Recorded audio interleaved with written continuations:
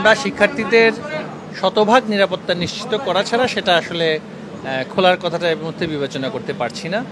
আর ঘোষণা দিয়ে আরও পরিস্থিতি অস্থিতিশীল করাটা কখনোই কাম্য নয়।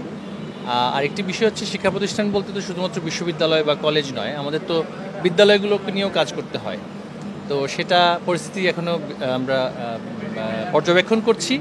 আরেকটি বিষয় হচ্ছে, আমাদের তো উচ্চ মাধ্যমিক পরীক্ষা চলমান।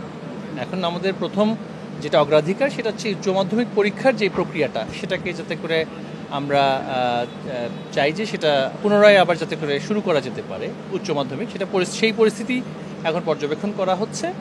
আর উচ্চশিক্ষা প্রতিষ্ঠান যেগুলো আছে সেগুলোর জন্য আলাদাভাবে ভাবতে হবে কোন প্রক্রিয়ায় কীভাবে শান্তিপূর্ণ সহাবস্থানের কথা বলা হচ্ছে, নিরাপত্তার কথা বলা হচ্ছে, সেগুলো তো আগে নিশ্চিত করতে হবে। এখন তাড়াহুড়ো করে খুলে দিয়ে আবারও অরাজকতা করাটা, সেটা যেমনি করে আমরা চাচ্ছি না কেউই।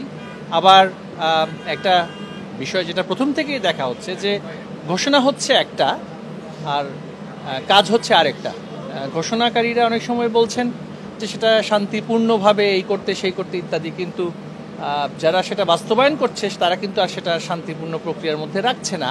তো সেখানে মনে হচ্ছে একটা অশুভ প্রক্রিয়া সেখানে আমরা দেখতে পাচ্ছি। তো সেইগুলো আসলে বিবেচনা করার জন্য আমরা বসেছি।